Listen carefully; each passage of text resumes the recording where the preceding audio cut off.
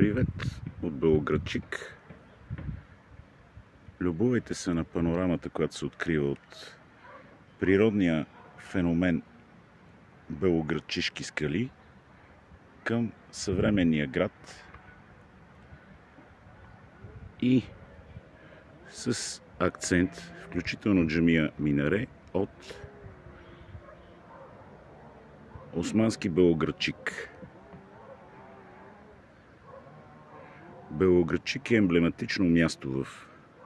средновековната българска история. Не толкова заради природния феномен Белоградчишки скали, колкото заради бялата крепост, наречена Белоградчик в запазените анжуйски унгарски кралски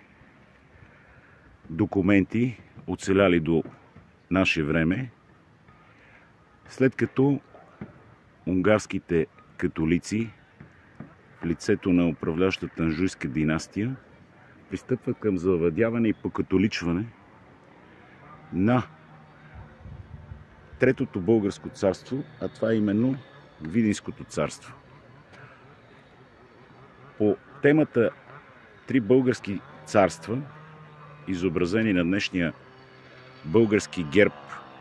от трите короновани лъва, се изключително много спекулира, затова акцентирам в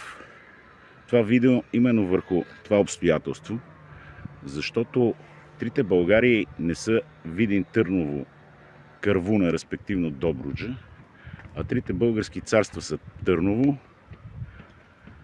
Търновско, основано от асеневци, което през по-голямата част от така наречената Втора българска държава е самостоятелно и единствено българско, Скопското като второ, провъзгласено на Църковно-народен събор във Виргинския манастир на 16 април 1346 година в лицето на суверените цар Стефан Душан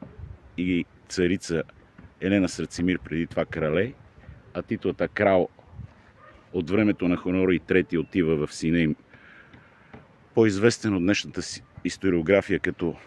Стефан Урош V, и третото е Видинското, което е отстъпено от търновския цар Иван Александър на сина му от Теодора